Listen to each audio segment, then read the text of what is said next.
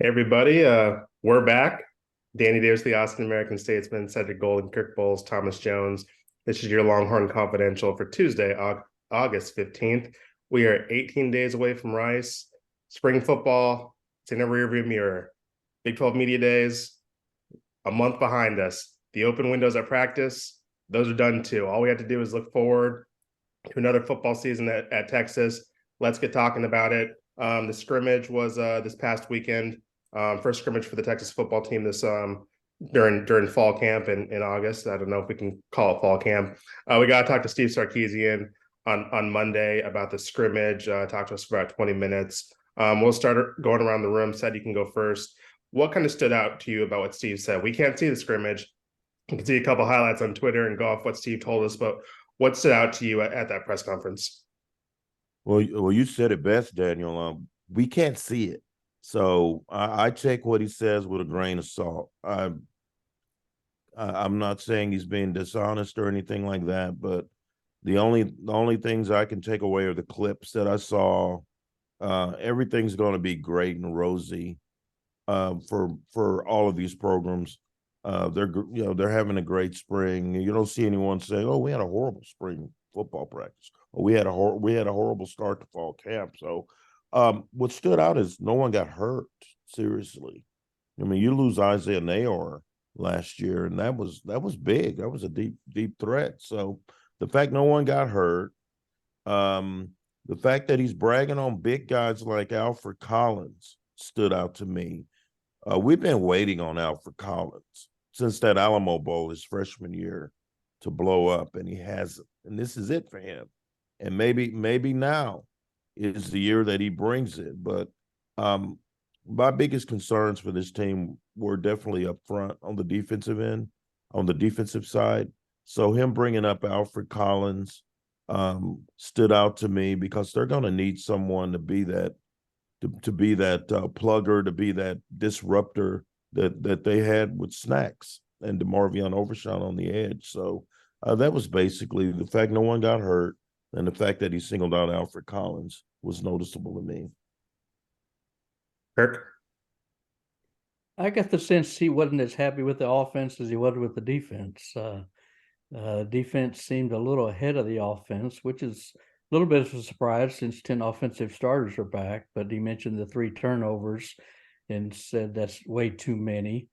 He did praise this quarterback, said they were efficient, said Malik Murphy was a little bit too inconsistent, raved about Arch Manning's progress. And he didn't mention the running game at all, really. He didn't mention that I remember somebody having a great run or somebody breaking tackles or that sort of thing. So I would think overall pleased with his defense, in love with his secondary.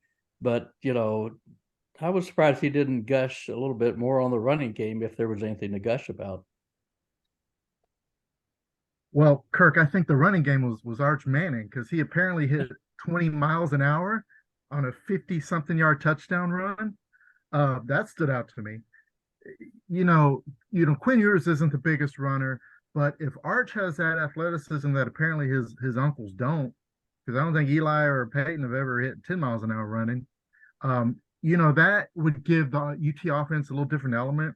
I think Malik has that a bit. Arch has that some, obviously. So I think it showed the athleticism that's behind Quinn. And, that jumped out to me. A Sark like that. And he's talking about some of the inconsistencies. But if you get quarterbacks who can make some plays with their legs, that covers up some mistakes. One, Arch may not play. 2, Arch Manning will not be the running game. So I agree with what you said. But they better hope not. They better hope he's not the running game. What did you see, Danny? Steve obviously talked about Arch and his run. Also picked up extended a drive on a 3rd and long situation, which was something that they were happy to see. But Steve gave a lot of love to the freshmen. This was kind of their first, I guess, fall scrimmage. Some of them were here during the spring, but he really liked what he saw to Malik Muhammad, who had a pick 6 during the scrimmage, also forced a fumble on Jatavian Sanders, who, if you've ever seen Jatavian, that's not an easy thing to do. That's a big body to knock the football loose from. Quintravian Wisner, the running back from DeSoto, had a good scrimmage both on special teams and in the backfield. That was running back. Steve did mention this weekend. Also, like we saw from Derek Williams, and Anthony Hill continues to get rave reviews and did so again on over the weekend. So Steve liked what he saw from the freshmen in kind of their first fall scrimmage. And so that's, this team is going to need depth. It's going to need some guys to step up. I don't know if Malik Muhammad's going to start right away, but that's a good rotation piece to give, Ryan Watts a breather, give, Terrence Brooks some rest or some competition at that other cornerback spot. So it was good to see some of those freshmen getting some love from the head coach, because it would have been really easy for Steve to come in and tell us what we already know about, Jordan Whittington and Xavier Worthy, who did have some, injury things that needed to be cleared up by Steve, and both seemed to be okay, or talk more about Jonathan Brooks. But he made sure to point out that some of those freshmen were standing out and had a pretty good weekend. We go to a lot of these press conferences. We talk to Steve a lot. We talk to the players throughout the, fall camp, and also Big 12 media days, and everything's rosy in the preseason, but talk is pretty cheap, as we know, in this business. So what do you need to actually see to believe about this team once this Rice game rolls around in 18 days? I need to see them run the football.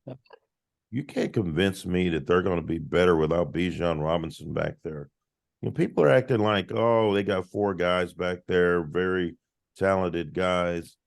Bijan and Roshan Johnson left.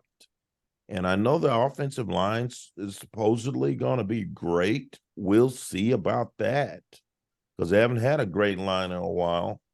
But you just can't convince me that it's going to be wonderful with these running backs, especially knowing that you're going to be putting more on Quinn Ewers. So that's what I need to see. Now, they're going to run wild against Rice, and they're going to throw it against Rice. I need to see something against Alabama. I want to see them run against Alabama. And I'm not saying they need to run for 200 yards in Tuscaloosa, but can you as a team run for 120 on like 40, 35 carries to keep them honest? I'm not convinced that this offense is going to be percolating like some people think. I want to see. Oh, go ahead. Kurt. No, I think you make a big point. I don't think anybody's saying the running game would be better. There's not a chance in the hell of that without 2 running backs. I'm not saying better. I'm saying effective. No, you said nobody would said they could be better, but I don't think anybody thinks they could be better. I think most people are hoping they can hold their own and running game can be a threat. And like you say, the jury's way out on this offensive line still, and the interior line didn't create the holes. I mean, I don't remember any 5-foot holes that Bijan or Roshan were running through.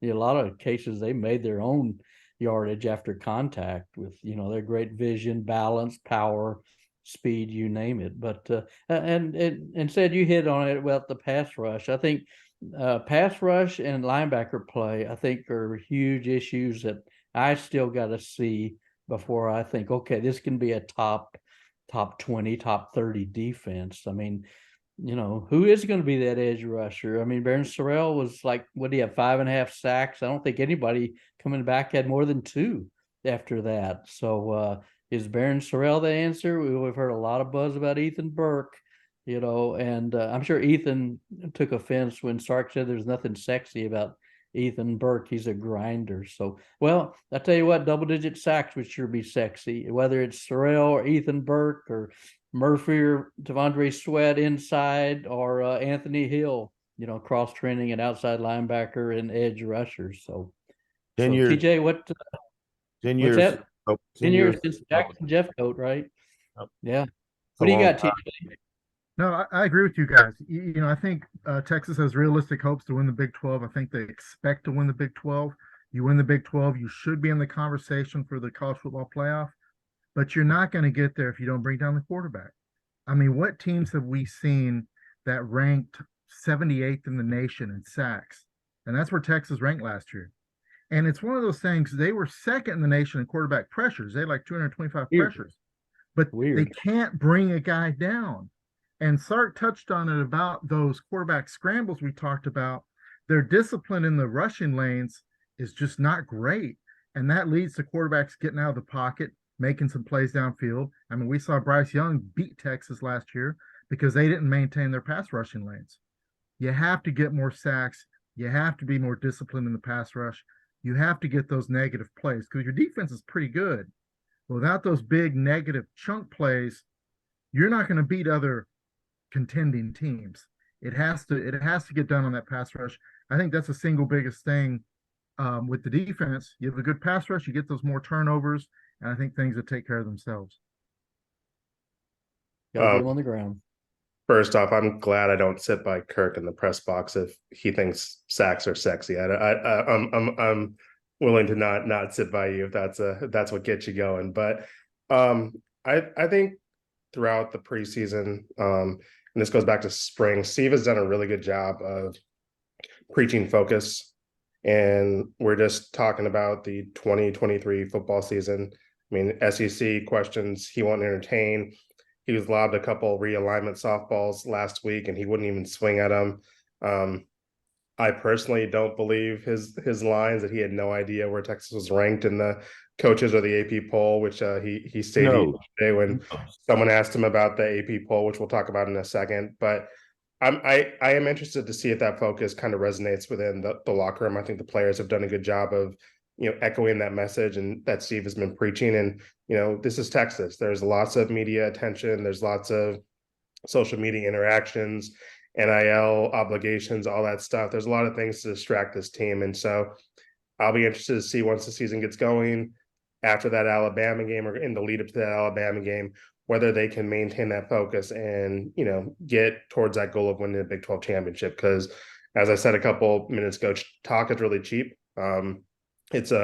But if they can actually maintain that focus that Steve Sarkisian has been, just hammering home throughout the offseason, I think that will go a long way towards them accomplishing their goals and actually focusing on, because we've seen teams get distracted before, just talking about off-field stuff and the stuff us in the media want to talk to them about that may not be football related. So if they can focus on what's on the field, we'll see if that can lead to better production in the run game, better production on defense and chasing down the quarterback, and just make this actually about football and not about other stuff. Because the SEC talk can wait, realignment talk, they can leave that to us, and polls, all that stuff. But I'll be interested to see that focus actually translates on the football field.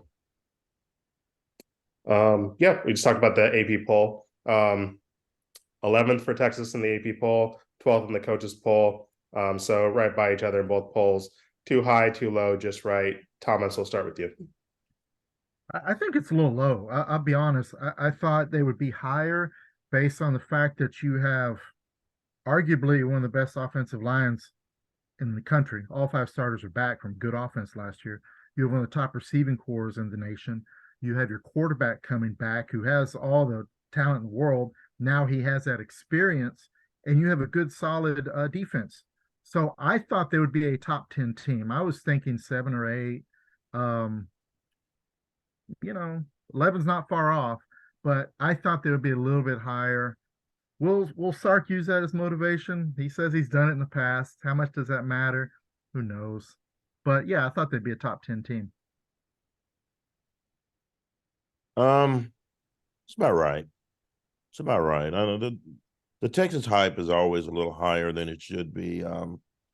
You got a quarterback that had 15 touchdowns and 6 picks, and he's going to be asked to do a lot more this year. We'll see if he's up to it. He was wildly inaccurate last year, and it's, we'll see if he's more accurate this time around. A lot on Quinn's shoulders. He's in better shape. A little light. 195 is light for a quarterback at this level. So I worry about durability issues. The offensive line is experienced. We'll see if they mash like some people expect them to. Defense is going to be good, but I still worry about the pass rush. Thomas, those are great numbers. 78th ain't going to cut it. I'd like to know of the top 10 teams in the AP poll where Texas ranks in sacks, and they might be the worst. Who knows? So we need them. I need to see more disruption on defense. So I like them right outside the top 10, but I know Mr. Bowles didn't. I know Mr. Bowles got them like somewhere in the top 7, I believe, Mr. Bowles. Our What's one AP writer, to be clear, Kirk. nice. I'm not going to flash the hook 'em horns, but I think that's too low. I did have them number 7 in my preseason poll, and in part because they've got so much returning experience. They got their offensive line back. They got a quarterback back, and there's so many teams that don't have starting quarterbacks back. As I wrote today, it's like, Georgia doesn't have its starting quarterback. Alabama doesn't have its starting quarterback back. Clemson, Cade Klubnik had a couple starts in the bowl game, but he's basically raw. Ohio State's breaking in a new guy for CJ Stroud, and that's important. So, but I think that one of the reasons they're probably outside the top 10 is that people were tired of Texas disappointing them, because as Danny's written, how many times was it, Danny? Was it 4 of the last 5 years they finished ranked lower than they were in the preseason poll? I think that was the number that you had. So Of the last but 10 times they've been in the preseason Yeah. poll, they've failed to meet or exceed that ranking in all but 3. So yeah, but what's funny, guys, is that you remember last year when we were covering them. Remember, they were like favored, I think, in every game except Alabama.